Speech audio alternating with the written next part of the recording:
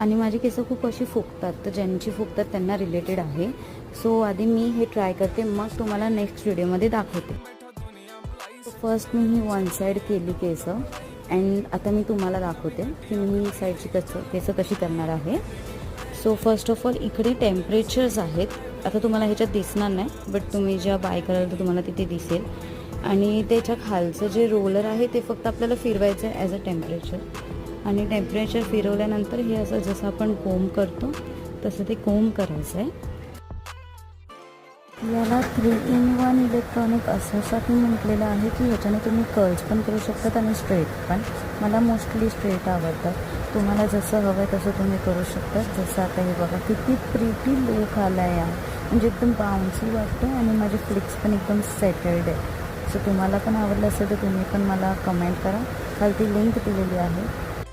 खूप चांगलं आहे. तुम्हाला